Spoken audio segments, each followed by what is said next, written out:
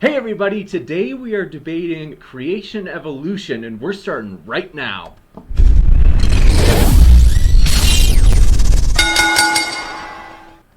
Hey everybody, thrilled to have you here. So, we have two gentlemen here tonight. You have seen Snake was right before, but you are also seeing a new person, someone we've never had. Landon Freeman is joining us tonight, and we're glad to have him. So, we're glad to have both of our debaters, and we're glad to have you here. No matter what side of this issue or any of the issues debated on this channel that you are on, we are stoked to have you here. We're trying to build an ideologically diverse community of people. And with that, we just encourage you hit that subscribe button if you love debates, because we've got a lot more coming, and we would love to have you here because, like I said, the more intellectual diversity we have, the kind of mix of ideas, the better off this channel is going to be. That's my theory. So, just so we can learn about each other, and then we can go from there. So, want to mention our debaters before I introduce them have their links down in the description. See down there? So I like almost reach down and grab them and like pull them up.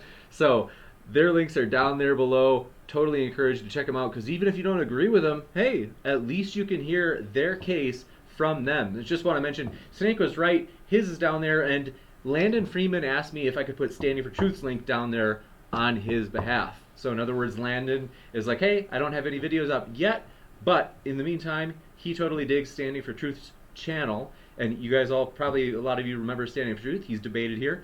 So you can check out his on behalf of Landon. Now, just going to rush right into the debate. We don't have a lot of time, so I want to make sure that we basically get as much as we can out of our time. And so that means for our debate tonight, forgive me, the debaters have decided who is going to speak first. I was out of the room at the second. Who did decide they were going to speak first? I guess I can. I mean, but You, it doesn't matter to me. you got it? Landon it is. Well, Landon, we're glad to have you speak first. And so with that, we will, as this is, debaters, forgive me, it's been a crazy day. This is a civil discourse, right? We were going to do a formal debate, but I mean, No, no, it's okay. up. That's all right. Let me just pull it up in the email. Sorry about Yeah, that. It's been a it's long. okay. This is a double header, so I've like had about 5 minutes in between the debates, and so now I'm like, oh my goodness, I'm so sorry. Okay, don't worry, we're gonna get it. But do you remember what the opener was in terms of how long it is? I think you said seven Oh, minutes. that's right. Okay, I do remember now. Okay, so I have got the We clock set for 7 minutes. we can do 10 if you wanted to. I know Landon wanted to do a little longer, I think. Because I just want to make sure I get everything in. If that's a problem, we don't have to do it. But I mean, I'm okay with that, and we just might take a little bit of time out of the Q&A. So okay, just because we have to, unfortunately I have something after this that I have to rush to. So with that, I have the clock set for 10 minutes, and I will start it on your first word, Landon. Thanks for being here, buddy. okay, thanks. My name's Landon. I'm a Christian and a creationist. I've been involved in this debate about a little over 5 years now. I've written about the topic in depth, and I've had a lot of written debates online, but I have not had a formal video debate. So I will start with my slideshow prepared. I'm ready for that. You bet. So you can go ahead and click, or I should say, there you go. Okay, can you see the screen? Yes, we can see your PowerPoint up. Okay. All right. So I titled this as "Evolution Adequate and Explaining the Diversity of Life." I'm not going to be really going over the age of the Earth. I mean, this is supposed to be a young Earth, old Earth friendly presentation. So I'll just go ahead and get into it. Let's first define what evolution is. Evolution is, to put simply, the change in the little frequencies over time. While the general idea of evolution has existed for thousands of years in some form, it was most heavily popularized by Charles Darwin's 1859 book on the origins of species by means of natural selection or the preservation of favored races in the struggle for life. Darwin had hypothesized that all life had originated from a single microscopic common ancestor, that diversification occurred primarily through the means of natural selection. However, he was not aware of the complex biological mechanisms found throughout life, including DNA. discovery of DNA and knowledge of mutations led to neo-Darwinism and the modern evolutionary synthesis, which attributed random mutation and natural selection as the two driving forces behind evolution. After decades of research and experimentation, a key question has to be asked: can the neo-Darwinian mechanisms account for the observed diversity of life? I don't believe they can, as the observed evidence appears to say no. Charles Darwin emphasized beneficial traits being selected. If the trait was more beneficial to the species, it was more likely to be passed on to an organism's offspring. While the idea makes sense on paper, it is more limited as a mechanism than many may realize, as I'll explain in the next few slides. Before I continue, I want to specify that creationists do not advocate fixity of species, or the idea that speciation never occurs and that all populations stay the same forever. We fully accept the process of natural selection, but evidence seems to indicate that it is not a creative mechanism, but a maintaining conservative mechanism. The examples of evolution presented in textbooks are usually trivial. The phenomenon of certain traits being selected has been known by breeders for thousands of years. These selected traits result in variations in populations, but that's all they are, variations. No new biological functions and or mechanisms are created in the process. There are indeed some secular, non-Darwinian biologists who are critical of neo-Darwinian evolution.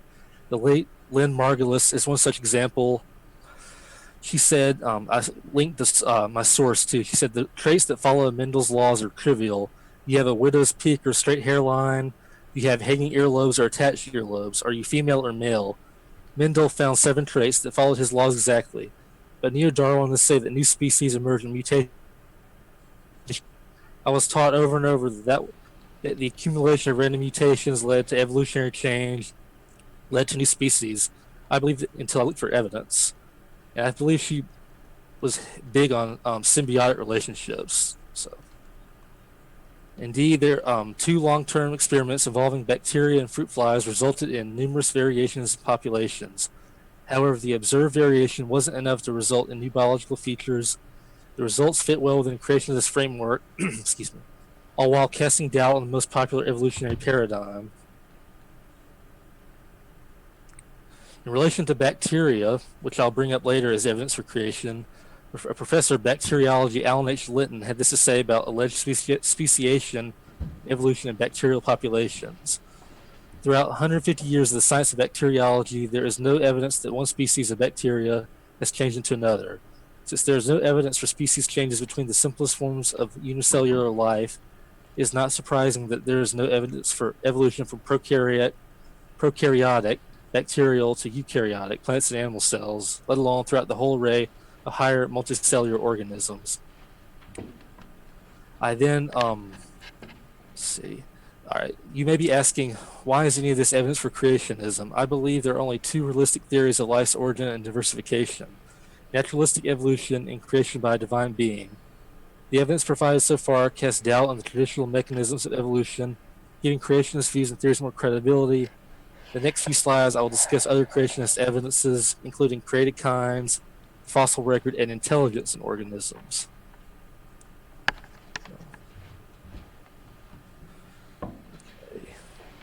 The creation account of Genesis describes God creating all living organisms after their kind.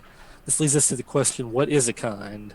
This is a very interesting and important question in the creation-evolution debate, and both creationists and evolutionists tend to believe there's some overarching rule that defines the variability of kinds, when the observed evidence seems to indicate that there isn't such a general rule. The built-in variability seems to vary itself depending on the individual kinds. Through studying the fossil record and analyzing DNA, we can infer kinds. Creationists such as myself believe kinds can be broad, encompass a wide range of organisms with a decent amount of common descent. Some kinds seem to have had massive amounts of built-in genetic variability, while others didn't. For instance, the extinct Glyptodont has now been confirmed to be a giant member of the armadillo family. They appeared around the same time if we're going by an old Earth time frame. And yet there are massive differences between the 2 animals, especially in regards to bone structure. These findings seem to display just how much diversity can come packed into a kind. Modern-day dragonflies, on the other hand, don't look much different from their extinct ancestors, the Meganeura. These findings seem to indicate that there wasn't as much built-in variability between the dragonfly kind, which is interesting, especially when you compare the dragonfly's diversity to that of the armadillo kinds diversity. And let's see, on the left, this is the glyptodont.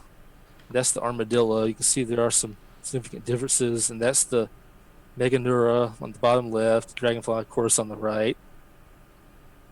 And I'll move on. In relation to what I just discussed regarding kinds, I'd like to talk about what the fossil record shows as a whole. Gradual transitional forms are indeed rare. Instead, we usually see organisms appear abruptly, followed by rapid diversification and then stasis, which kind of relates to what I was saying about the kinds diversifying quickly. Chinese paleontologist and Cameroon expert Jun Wan Chen remarked on how the fossil record's pattern didn't fit with what we'd expect to find if Darwin's theory is correct.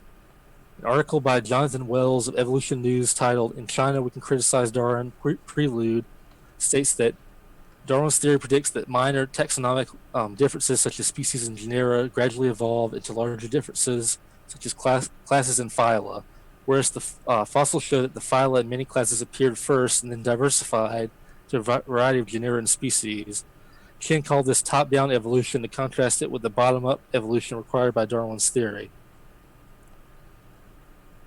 Now that I've discussed what the fossil record shows, I want to discuss another piece of evidence which demonstrates incredible biological intricacy and intelligence, as well as how as a creator is the most logical explanation for what is observed. I want to bring up some of the most allegedly simple organisms on the planet, bacteria and viruses. If we say that the Earth is indeed 4.54 billion years old, then bacteria arose very quickly, just 340 million years after the formation of the planet. And there's a link that details the oldest bacteria fossils.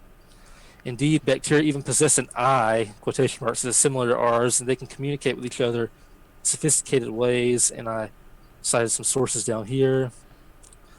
Of course, viruses, which are not even considered living organisms by many, display incredible intelligence also. And the link from Georgia Tech says, our study suggests that viruses can collectively decide whether or not to kill a host, and that individual viruses talk to each other as a result of interactions between viral genomes and viral proteins they direct the infected host to produce. Such features would have had to have evolved within a very short time frame. And given my previously discussed evidences, it's unlikely that neo-Darwinian evolution could have accomplished such a thing. As a concluding side note, I wanted to add that even proteins themselves are remarkable in their own right. They aren't even alive in the sense that animals or bacteria are. Pictured to the right is the kinesin protein, which transports molecular cargo across the microtubules of the cell. And then I want to conclude, of course, I believe that the necessary creator I've referred to as the God of the Bible. I will conclude with a Bible verse. I want to thank everyone for their time. It's worthy are you, our Lord and our God, to receive glory and honor and power. You created all things, and because of your will, they existed and were created. Revelation 4:1, that's NESB. So that was the end of my presentation, and that was the end of my opening. Very good, just in time. Very good on the time mode. And then next up, we are going to turn it over to Snake Was Right for his opening statement.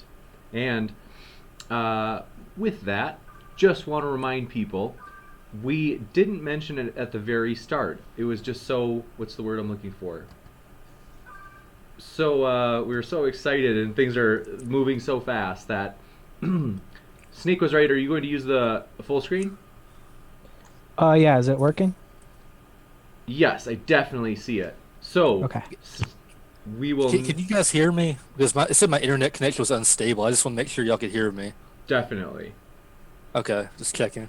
You betcha. And with that, before Snake Was Right, sorry about that. Give me one sec. Just want to mention this because I've been stoked about it, and I'm hoping that we'll get to see you guys there as well. This Saturday, I have to mention it, at 4 p.m. Eastern Standard Time, the Battle of the Organization Leaders, CEO of Atheist Republic, Jim Majors. That's 2 million followers they have on Facebook. Biggest atheist group that we know of on the planet.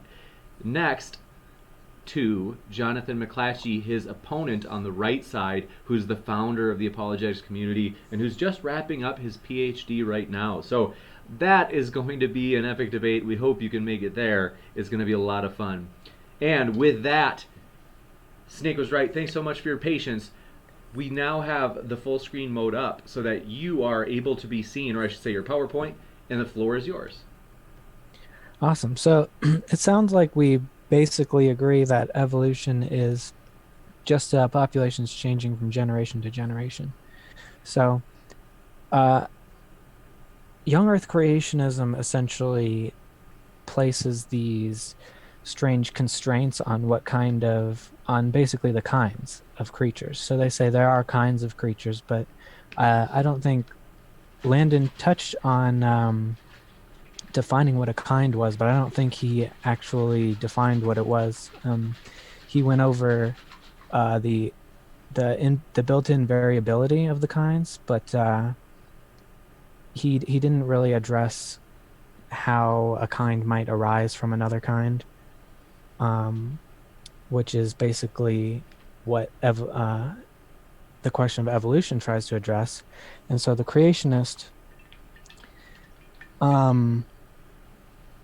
let's see, the creationists will essentially have the question of how do you get these more complex life forms, or these higher life forms. You'll often hear, how do you get a fish to a fisherman?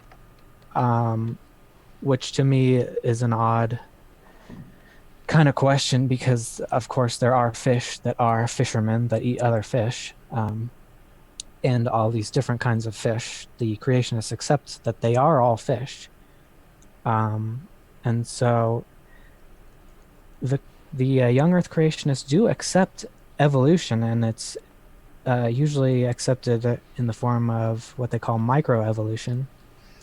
And so no one really disputes the fact that fish diversify into other fish, or that cats diversify into other forms of cats.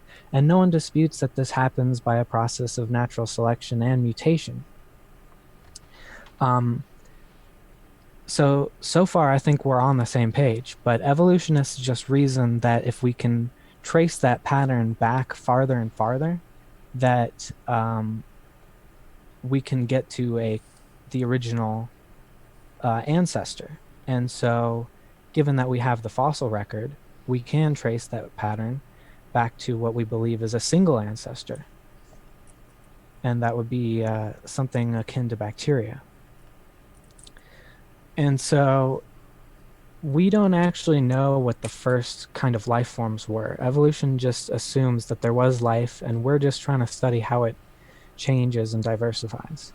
So as far as we know, mutations and natural selection do give us very good mechanisms for how to understand why different types of creatures arise, and why the good ones that are fit for their environment stick around, and why the bad ones don't.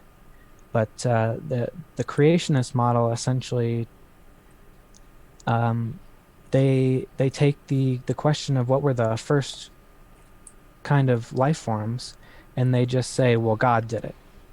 And specifically, they don't believe that it was a single common ancestor. They believe it was a lot of different types of organisms were created simultaneously. And this is essentially the argument from ignorance. And we quibble over the evidence a lot, but essentially what it comes down to is that they don't understand how evolution can lead to new forms of life, new kinds of life, what they say. And they don't understand why we're making the connections between fossils and the fossil layers that we're making either. How much time do I have left? You have 5 minutes and 45 seconds left. Okay. So I think it's really a lack of understanding, coupled with wanting to buoy up their religious beliefs. And so they start with a series of goalposts, and we have to constantly push them back. And they usually start with something broad, like you've never seen an organism give birth to a different kind of organism. And we actually can witness that not only through the fossil record, which is a record just like any type of recording that we have, but we have actually seen different kinds of organisms evolving into others in the laboratory. For example, we had single cell algae become a multicellular organism just by changing the selection pressures that it lived under. They also believe that mutation can't drive evolution. So they talk a lot about how a changing gene can't really push an organism towards a different kind of organism. And of course, we just went over how that happens. I mean, a small change in the algae made them into a multicellular organism. And that was just in a few generations, just by changing their environment. So the evolutionist argues that these small changes will add up over time. Micro changes plus time equals macro changes. Then the creationists usually change the argument to mutations can't do positive things like change the body plan of an organism, but we found genes like the Hox genes that are responsible for that. And body plan is changeable simply through breeding different traits that already exist. For example, a lizard could lose its limbs, and that's still an adaptation. They'll also say that you can't build a genome by adding new information, but we have seen this. We've seen duplicated genes, which then mutate to become different genes. So that is adding of information. Let's see. They say mutations can't lead to new novel functions, but we found multiple examples of this, such as antifreeze proteins that have evolved from different genes, and sometimes there are two different species that have evolved from a similar gene, but then there are those were fish species, but then there are insects that have evolved similar proteins from a different gene. And they'll often claim you can't get a new function from loss of information. Whales and snakes obviously have a better swimming or movement function without their limbs for their particular movement style. And the way that I liken this is we can actually assume that all the genes existed in the original organisms, and we're just losing genes and losing traits. And essentially, we're getting a form where it's like carving a statue. We're getting a form out of a mess. And so the organism with the largest amount of genes is actually an amoeba, and it's formless.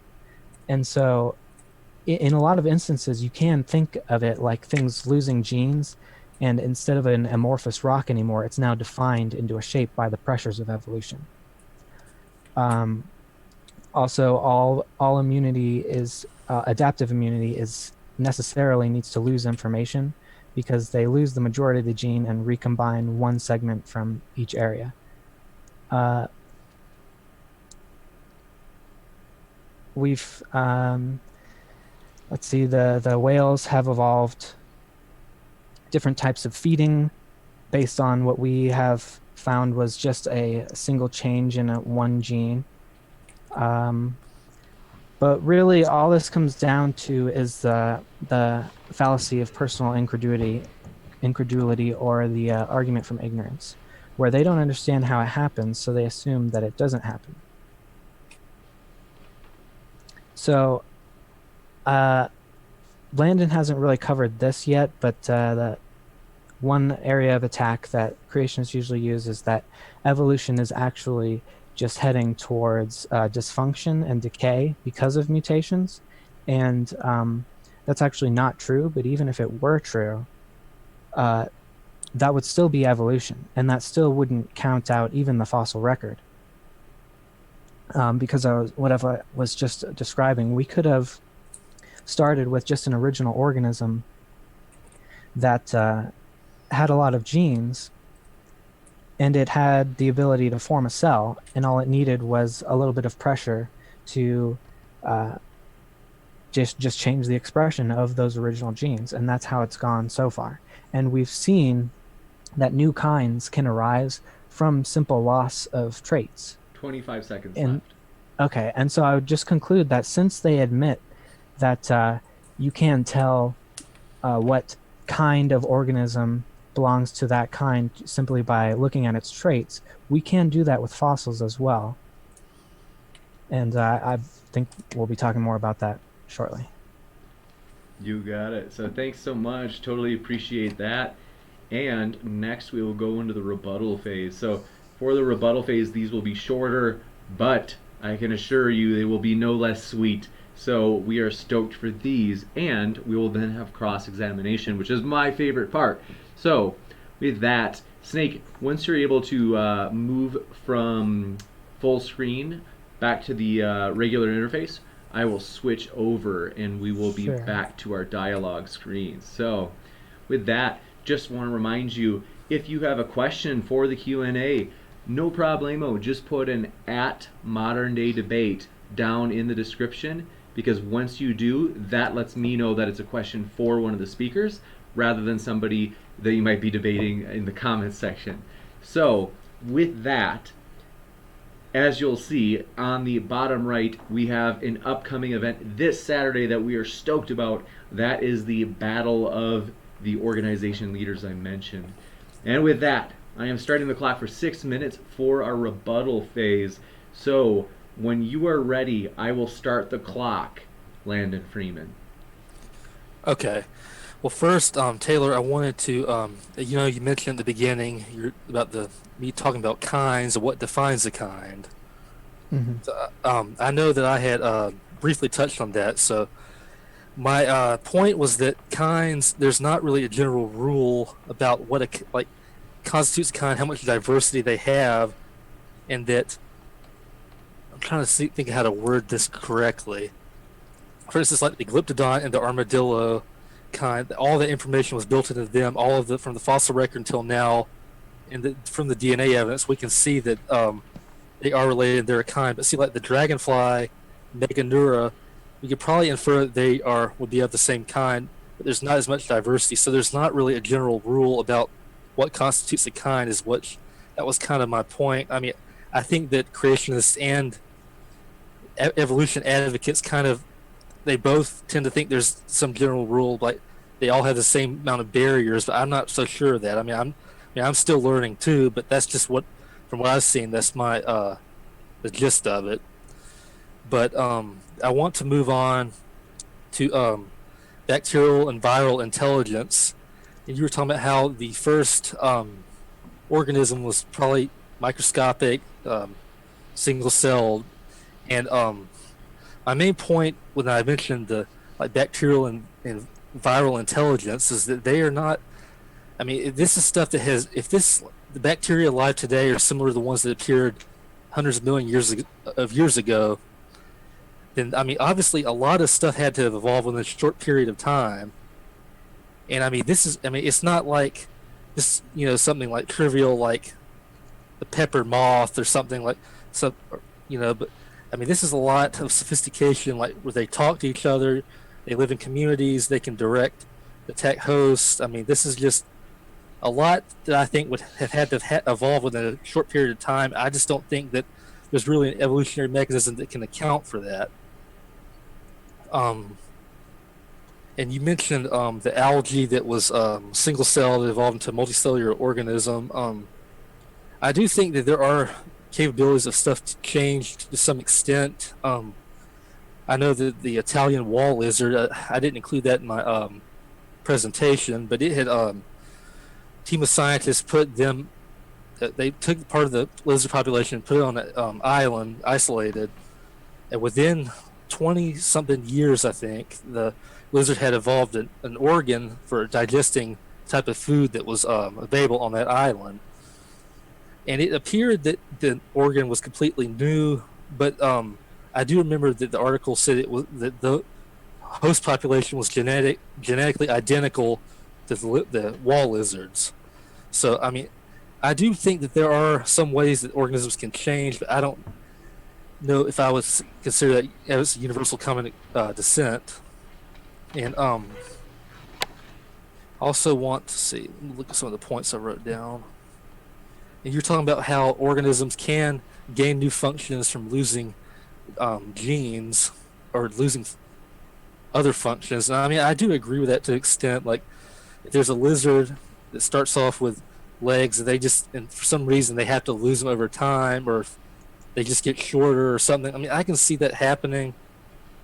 I mean, I can see like with wisdom teeth with people, you can see that the jaws is getting smaller, and a lot of times the teeth have to be taken out.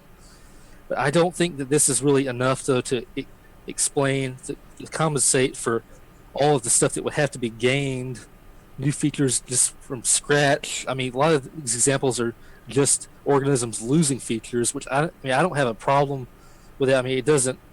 I don't think it's a problem for creationists. So, but those were the main points from my rebuttal. So that was it. You got it. Thank you very much. And wrapped up just a bit early, so we tack that back onto the Q&A. Looking forward to your questions, everybody. That'll be a lot of fun. And next up, Snake was right. I have the clock set for 6 minutes for your first rebuttal, and I'll start it on your first word. Okay.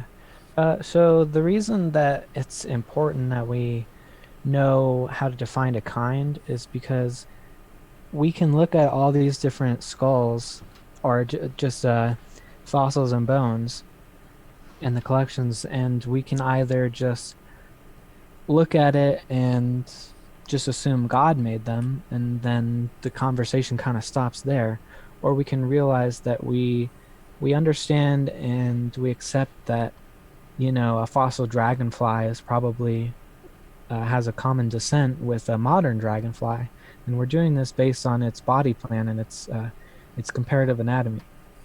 So I think that will hold true across changing fossil layers. And so you said something about there's not a general rule for the kind of diversity that each kind could have, and I think that's exactly the point, is that each generation produces a field of diverse different permutations of different mutations, and each generation is subject to a different level of selection, and so we do see this pattern happening in real life, and we see it at a really stunted rate in the fossil record. Like it would be like taking a picture every couple million years, but it's still a record and it's still a working camera. It's just in the rocks.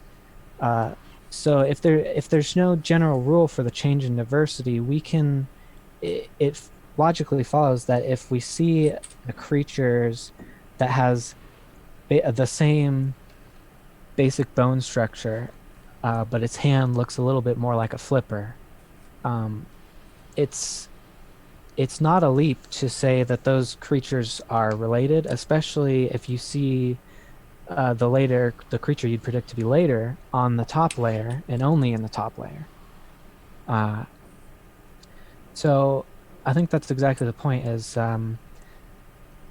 there's no real general rule. It's just whatever manages to survive, whatever strange child manages to survive will probably proliferate over time, and those changes can add up drastically over time. So there's no real barrier. Like is a snake, if you can't admit that a snake is related or could possibly be related to a lizard, losing its legs, how is that a new kind? Is that lizard kind? Is it snake kind? Or is it both? So I think that you do understand that there is a mechanism for common ancestry, and even if it's not, even if the common ancestor was created, and even if the common ancestor, if it wasn't just one, maybe it was multiple, we do have quite a huge record of how these creatures diversified, and they go down to the pretty simplest level. And then you mentioned something about lizards with new organs that had the same DNA profile. So those organs probably came from, like existing DNA that was either suppressed or changed somehow. But that's that's kind of the point, is there's no limit to the changes you can put on the DNA. You can delete it, you can duplicate it, you can change one part, you can insert it into another, you can duplicate just part of the gene, you can duplicate a whole chromosome, and then once you have duplicates, you can start messing with the new one or the old one. And it's less likely to affect the functionality of the first one. That's a concept called anti-fragility, which they're actually looking at models of biology to design businesses and computational methods.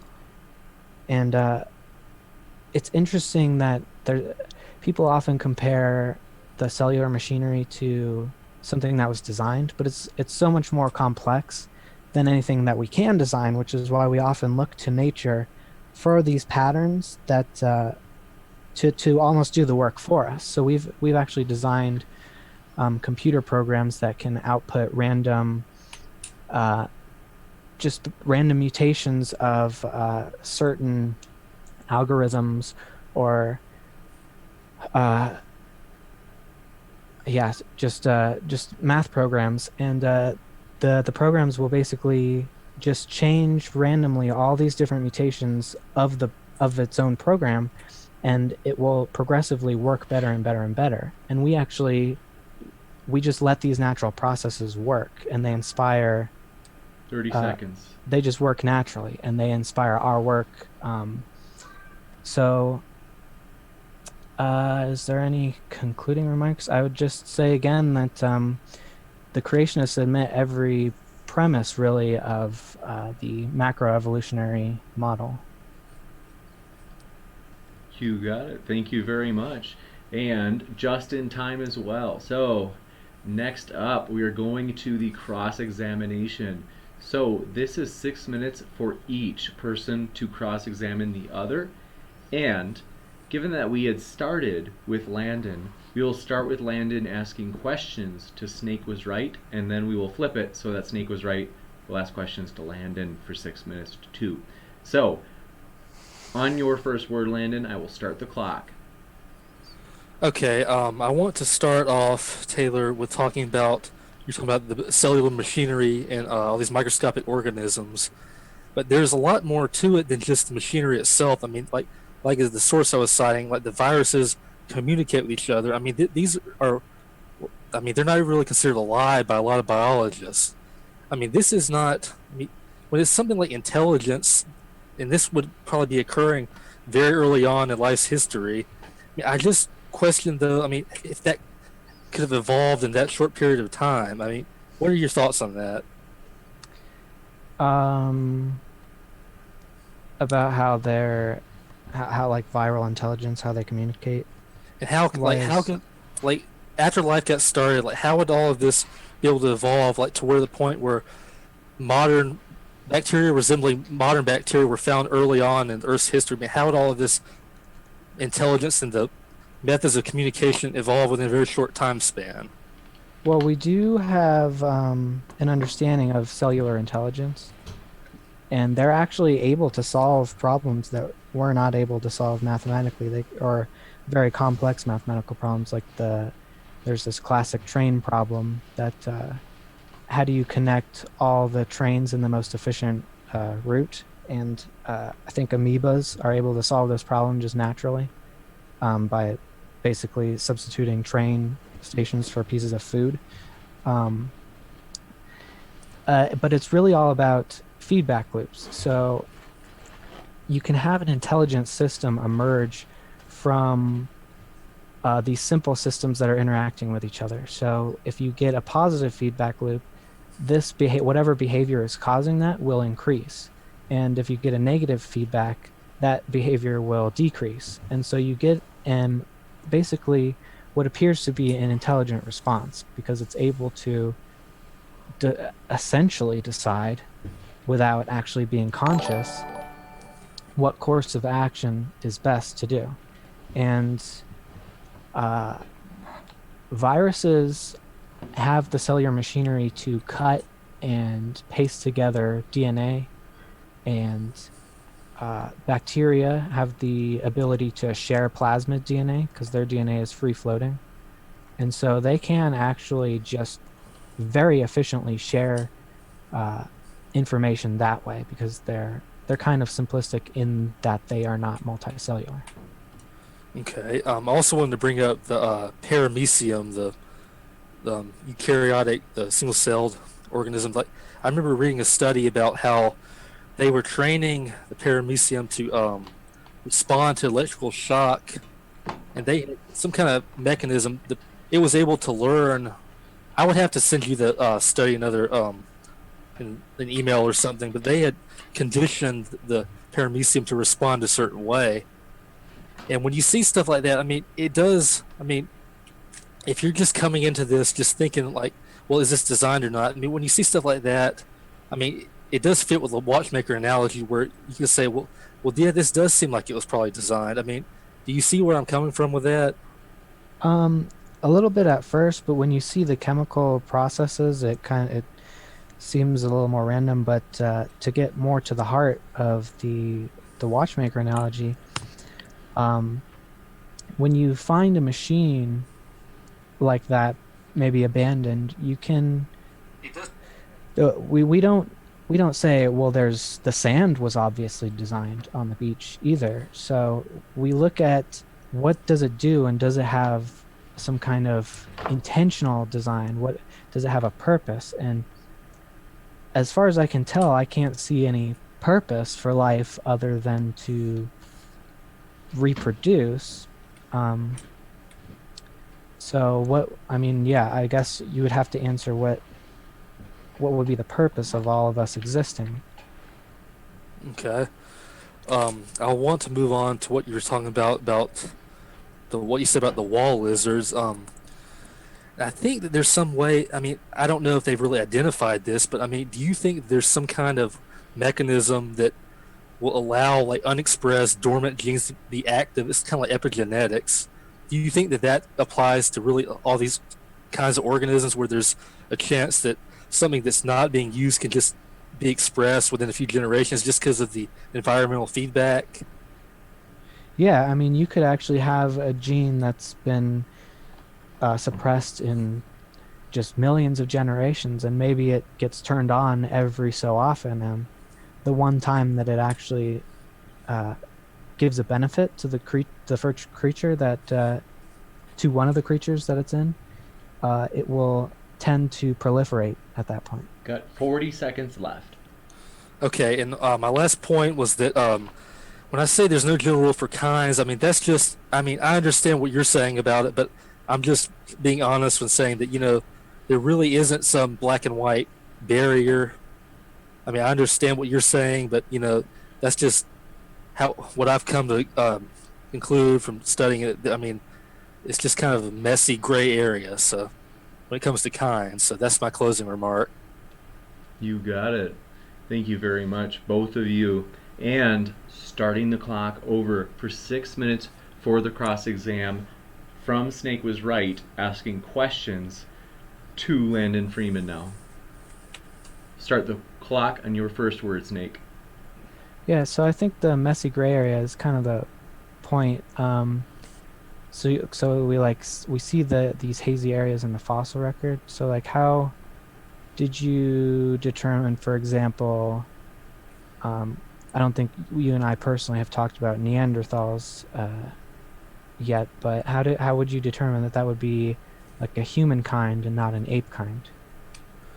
Well, I think that I would have to put some more evidence together but I believe that there's evidence that they had very human-like behavior.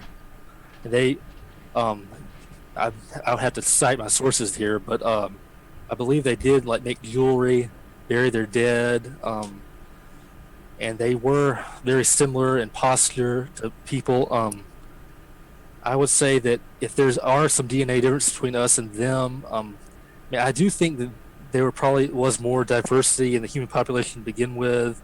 So just based on their overall behavior, that would be the main indicator. And I would concede that human populations probably did have more diversity over time. I mean, you see a lot of diversity in like skull structure in humans now, So those are some of the ways I could say they were human. Well, I mean, couldn't it even be possible that the apes were a degenerate line of humans?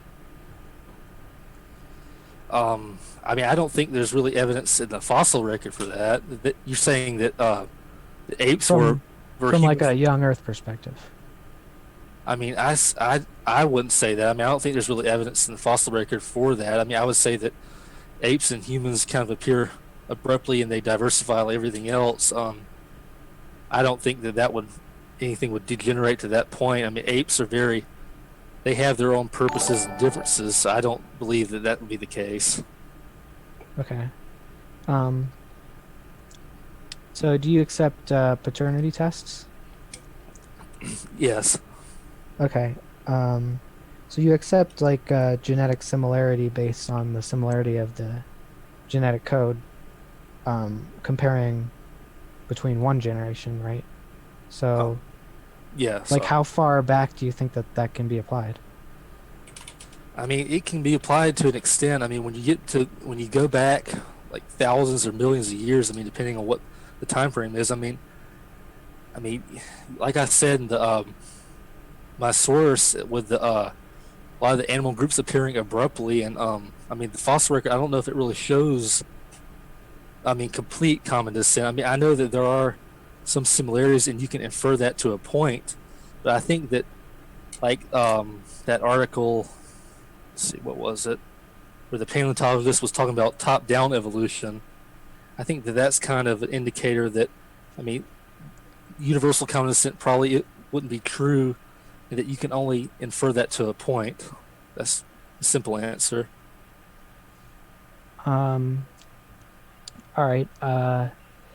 So if mutations could actually predict like the deviations that we would see in the phylogenetic reconstruction from the fossil layer, would that maybe be evidence that we can actually discover that genetic similarity exists like far into the genetic past?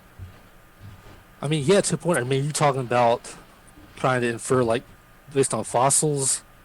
Well, there was a study done with fruit flies where they would mutate the wings, and the wing position actually correlated 90% with the phylogenetic tree of other fruit flies that had different wing types. And so those mutations actually stuck around in different environments, and that was what created the different fruit fly species. And that was all based on a common inheritance of a gene.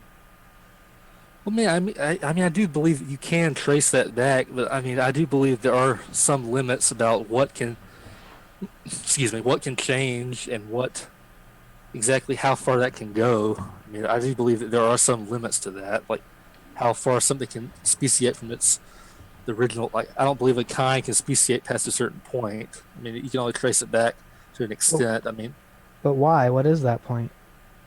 what do you Like, mean?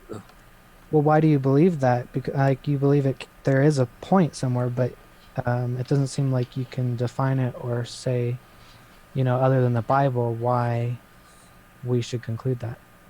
Well, I mean, as like the examples I gave, I mean, you can infer from the fossil record that a lot of these animal groups, like the Glyptodon, I mean, they did have DNA that compared that to modern armadillos, and they're basically part of the same family. So I mean, you can see that there's some. I mean, there are differences. They speciate rapidly, and there are going to be differences in bone structure, but it only goes back to a point, and I believe that's what relates to what the guy was talking about with top-down evolution. I believe that there's abrupt appearance, rapid diversification, and stasis. And that's usually the rules. That's what I would say. Got 15 But, seconds but left. but unless we define that point, how do we know in the fossil record whether something is related or not? Well, I mean, I agree that I mean it is messy, but I mean that can go with everything. I mean there is. I mean you can infer it to a point. But, I mean, as I said, I mean I'm not trying. I mean I understand your point, but I would just say it is a gray area. I mean it's something I would have to continually study. I mean. as would everybody else. Okay. So that was my main conclusion. You got it. Thank you very much, gentlemen. So, definitely been awesome so far. I've enjoyed this. Thanks so much. I'm almost jumping into the Q&A. Sorry about that.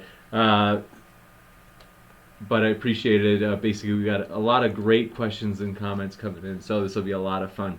Okay, next up, we have 5-minute closing. So, as in our normal order, Landon Freeman will start with his 5-minute closing, and then we'll follow that with a 5-minute closing from Snake, and then we'll jump right into the Q&A. So, very excited to have you guys here. And Landon, I will start the clock on your first word.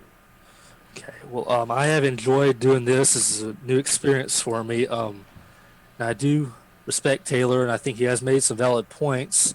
I do believe that just from the general observations of the fossil record, there does seem to be abrupt appearance, rapid diversification, and stasis. So I do think, and I do believe that the traditional mechanisms of random mutation and natural selection are a bit limited in what they can do, and a lot of these functions come from loss of information.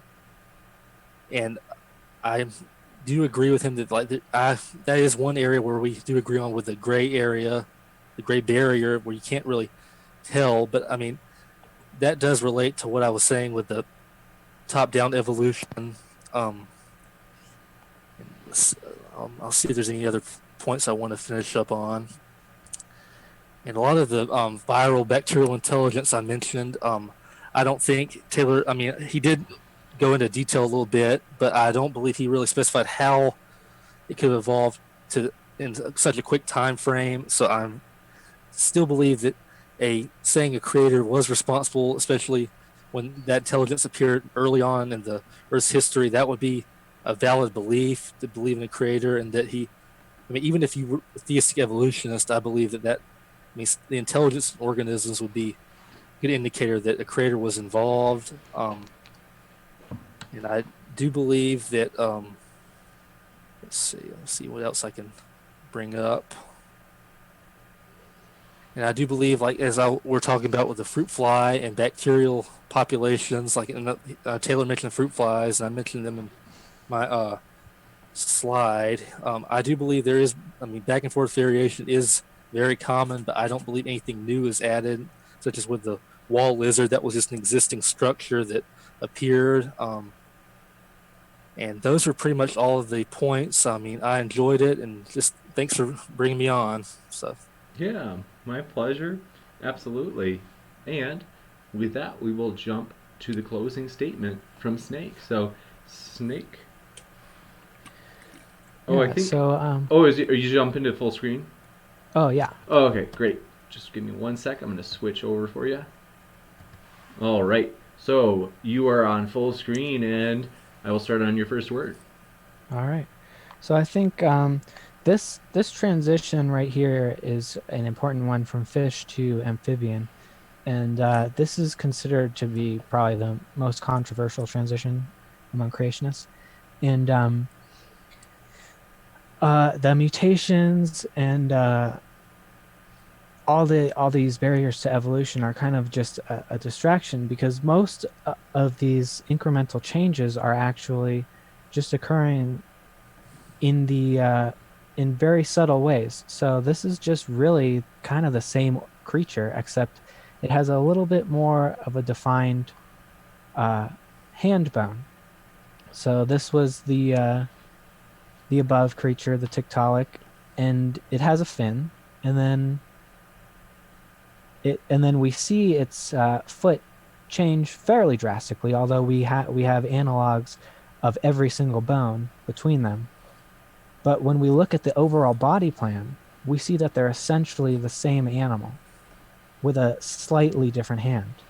And so using the basic processes that we use to confirm that dogs are related to wolves, for example, it's logical to infer that this transition did happen, especially given the order of the fossils. We see these major transitions today in several organisms, such as the mud skipper.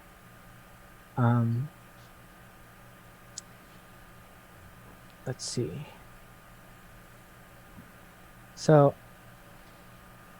basically, young creationism can't really tell us much. They can say that God created the first organisms, but they can't even tell us which ones. They can't, like, did he create crocodiles, or did crocodiles diversify from lizards, or vice versa, or are all these even the same? And the reason why this is important is because we actually study the mechanisms of inheritance, but also the population genetics, because this is very important in curing disease.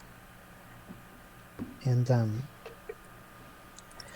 so essentially we can predict how these organisms will change, and we can keep up with them. We do this every year with the flu virus, and it's a constant struggle with the AIDS virus, just to name a couple examples.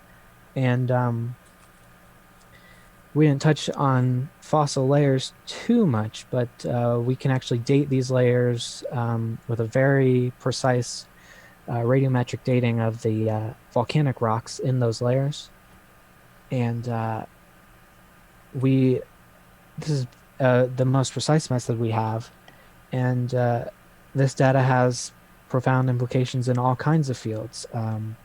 We can actually predict what kind of fossils are going to be in those layers based on the dating. We can, miners and oil speculators can predict what kind of, resources are going to be there, based on just what we know about these layers. And we know it couldn't have all settled very quickly, because all the different methods of sorting that creationists give us are inconsistent, like density of rock and density of the animals.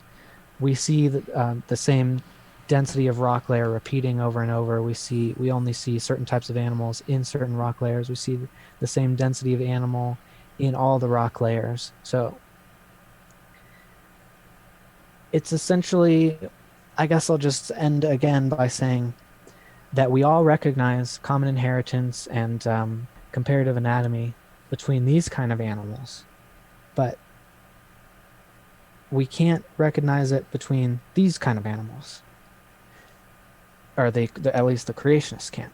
But this kind of argument is convincing to 99% of life scientists and the vast majority of the geologists and the chemists, and et cetera, et cetera, et cetera. So I guess we can move on to the Q&A.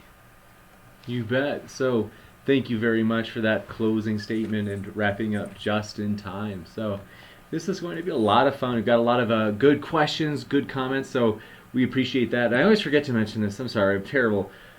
It's new, so it's out of habit. If you want to do a super chat, all you have to do is do the normal super chat feature. We will put the super chats at the very front or top of the list as we read off questions. And super chat also, if you want, instead of just asking a question for the Q&A, you can actually make a comment for the question and answer. So in other words, the comment will be read to the debater that you choose, or debaters that you choose, and then from there they will give a response if they want. So with that, very excited to read these off. This is actually always a blast for me. I'm just thrilled. So first, Model Madanka, thanks so much for your super chat. Really appreciate it. He says, for the creationist, what would you say to God if you die and go to heaven and God tells you that he used evolution, including macroevolution, for his creation? I mean, to be honest, it really wouldn't bother me. I mean, I would just, ask him some questions. I mean, it wouldn't upset me or anything. I mean, I would just be interested in hearing how he did it. Gotcha. So, Thanks very much. Really interesting. So, next up, thanks for your super chat, Condor Man. He says, I think this is to Landon. He says, is inorganic matter designed? And how can you tell? well, I mean, I would say that, I mean, it is designed. I mean, it's not like assembled in the same way like a car part would be.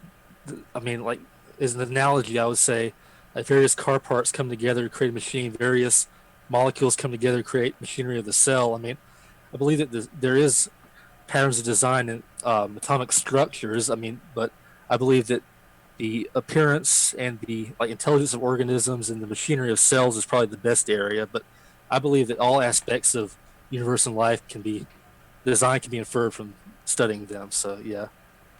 You got it. Thank you very much. Next up, hold on a second. I could have sworn I had more questions. Did I put them in another?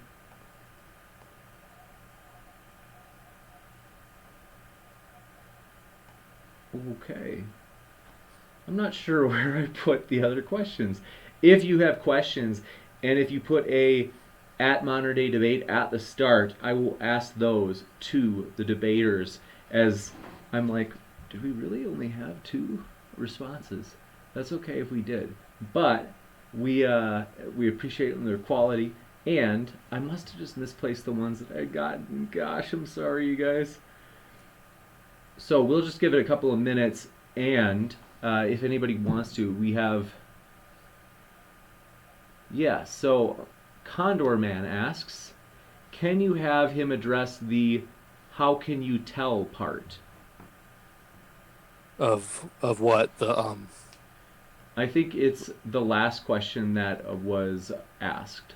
He's asking if you'd be willing to respond to the how can you tell part of that question. So the question was,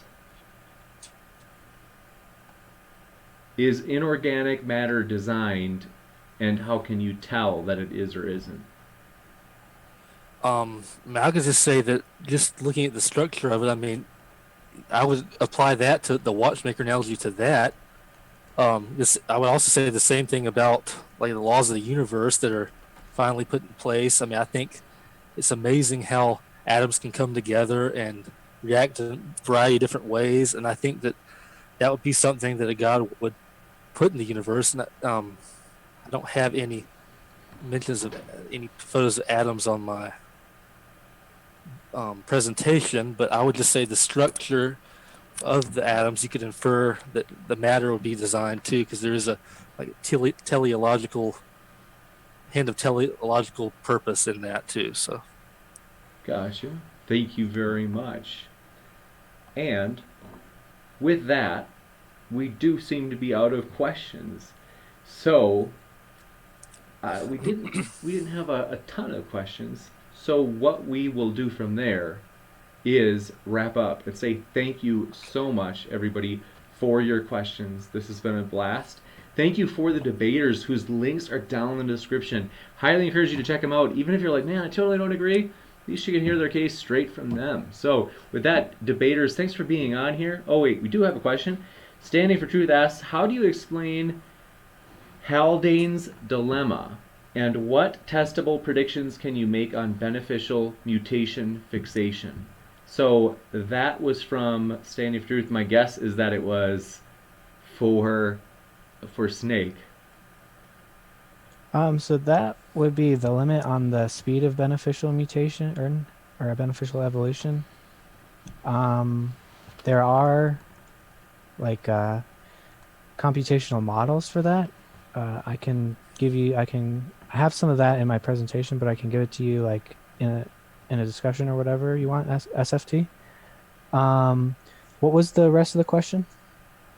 So it was testable predictions on beneficial mutation fixation. Correct. So I touched on this a little bit earlier, but with the fruit fly thing, they actually were able to predict the beneficial mutation fixation features of the wing evolution up to 40 million years ago, based on just how the Drosophilid species wings would mutate. Gotcha. Well, thank you very much for that answer and for that question. Standing for Truth, one of Snake Was Right's old nemesis. So very fun. And with that, debaters, if you have any final questions, we will just kind of yield the floor over to you. We thank you for coming on here, and we know you love debating, but we appreciate that you chose to do it on Modern Day Debate. Yeah, thanks for having us on. If I can shill myself for a moment, subscribe to me, and I really would love to come back on and have some debates about objective morality and some like socialism, anarchy, circumcision, stuff like that. So if anybody out there wants to debate me, contact me at thesnakewasright@gmail.com. And thanks Gotcha. to James for having us on. You bet. My pleasure. I'm going to ask one question. I just closed the Q&A officially. I forgot to tell people. Otherwise, people will keep asking questions. So we have one more. Patrick Smith, for Snake, he says, can you explain the line of nonconformity at the Grand Canyon? Um, the nonconformities would, as far as I know, those are like big boulders that appear in the layers. There's also, hold on, I think I have a I think I know what you're talking about. I mean the plates shift very slowly, so we do see that the layers are not all exactly perfectly on top of each other, but we have other ways of dating them and finding out where they are. So the nonconformity appears to just be like a slightly slanted layer that's protruding up into some of the more normal layers, the sandstone layers. Um, I mean, I'm not a geologist, but I, basically, I can just chalk that up to plate tectonics. Rock formations move slowly over time. So, uh, sorry if that's not a super satisfying answer. You got it, no problem. And Pragmatic Culture, just saw you subscribe. Thanks so much for joining the community. We're glad to have you here and glad to have anybody here, regardless of your view. Thanks for showing up at Modern Day Debate. We will now yield the floor to Landon Freeman for his final words. I enjoyed being here. It was an interesting experience. I do probably look forward to probably have other discussions with Taylor, especially on Staying for Truth's channel. You can usually find me there. I do videos with him. I also have my own channel just called Landon Freeman. I have one video that I made discusses creationism, but it's about an hour and like 20 minutes long. But I mean, I plan on adding some more videos in the future. So, but yeah, I enjoy being here. You bet. Well, thank you. We definitely appreciate it. And also, Jeffrey Oliver, thanks so much for subscribing. Just saw you hit that subscribe button. We're glad to have you here as a part of the community. And so, with that, thank you again to the debaters, whose links are in the description. And from there, we will go to our conclusion, which is keep separating out the reasonable from the unreasonable. Take care, everybody.